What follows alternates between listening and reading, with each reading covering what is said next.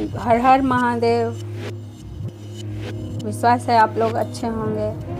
जा रहे हैं शिव महापुराण के विश्वेश्वर संहिता का 6वां अध्याय विदेश्वर संहिता का 6वां अध्याय सुनाने जा रही हूँ। ध्यान देकर सुने और अपने दोस्त फ्रेंड को भी शेयर करें ताकि वो भी शिव महापुराण के इस महिमा का लाभ उठा सके। तो मैं शुरू करने जा रही हूँ। श्री नंदिकेश्वर बोले, पूर्व समय में जब श्री विष्णु जी अपने सहायकों एवं अनुचरों सहित श्री लक्ष्मी जी के साथ शेष शैया पर शयन कर रहे थे, तब ब्रह्मवेताओं में श्रेष्ठ ब्रह्मा जी स्वयं ही वहां जा पहुँचे और विष्णु जी को पुत्र कहकर पूछने लगे कि तू कौन है? हे पुत्र, उठ, मुझे देख, मैं तेरा ईश्वर आया हूँ। इस पर विष्णु जी के भीतर भी क्रोध हो हुआ, परंतु उसे दबाकर उन्होंने ब्रह्मा जी से कहा कि हे पुत्र, तुम्हारा कल्याण हो, आओ बैठो, मैं तुम्हारा पिता हूँ और कहो तुम्हारा मुख टेढ़ा कैसे हो गया है। इस पर ब्रह्मा जी ने कहा, समय के फेर से तुम्हें अभिमान हो गया है। हे पुत्र, मैं तुम्हारा संरक्षक ही नहीं किंतु समस्त जगत का पितामह हूँ। विष्णु जी ने कहा, रे चोर, तू अपना बड़प्पन क्यों दिखाता है? सारा जगत तो मुझ में निवास करता है। तू मेरे ही नाभि कमल से प्रकट हुआ और मुझसे ही ऐसी बातें करता है।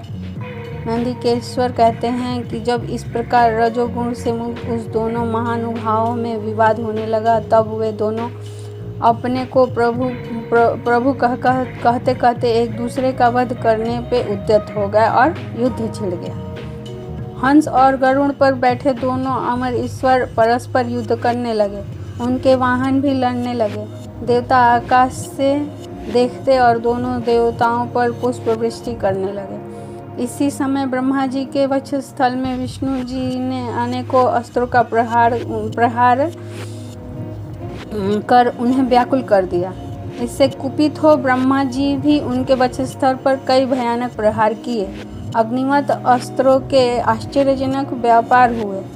देवता एक दूसरे के प्रति कानाफूसी करने लगे। युद्ध में श्रमित विष्णु जी हाँफने लगे, परंतु उसी क्षण शांत होकर उन्होंने ब्रह्मा जी पर महेश्वर अस्त्र चला दिया। इससे ब्रह्मा जी को बड़ी चोट लगी और उन्होंने पशुपत चलाकर विष्णु जी के वक्षस्थल पर आघात किया।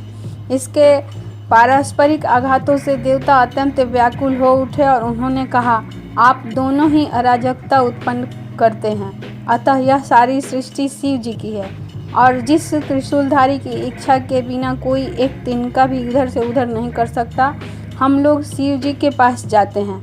ऐसा कहकर देवगण चंद्रशेखर श्री महादेव जी के पास गए।